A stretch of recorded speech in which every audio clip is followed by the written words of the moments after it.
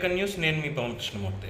జగన్మోహన్ రెడ్డి గారు అనంతపురంలో బస్సు యాత్ర చేస్తున్నారు అనేది అందరికీ తెలిసినటువంటి విషయమే. అయితే ఇప్పటివరకు ఆయన చుట్టూ ఉన్నటువంటి భద్రత కావచ్చు, ఎవరు అసలు ప్రతిపక్షానికి సంబంధించినటువంటి కార్యకర్తల్ని ఏరి పారేసి ముందే రానివ్వకుండా చేసి 3 అంచెల భద్రతతో ఆయన ముందుకు తీసుకెళ్తున్నారు, అన్నీ చూస్తూనే ఉన్నాం.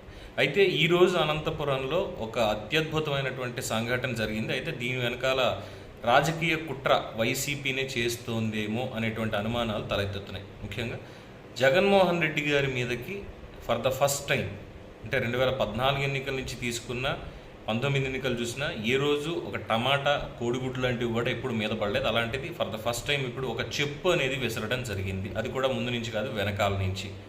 అయితే ఈ వెనకాల నుంచి విసిరింది తెలుగుదేశం పార్టీ కార్యకర్తలు అనేటువంటి ఒక ప్రచారం చేయడానికే వాళ్ళు ప్లాన్ చేశారా అని చెప్పి అనుమానాలు కలుగుతున్నాయి.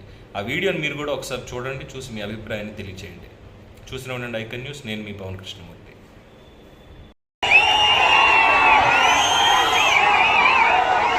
ఏంది అట్లుంది ఫేస్? ఎవరు రాయమ్మ లేడీ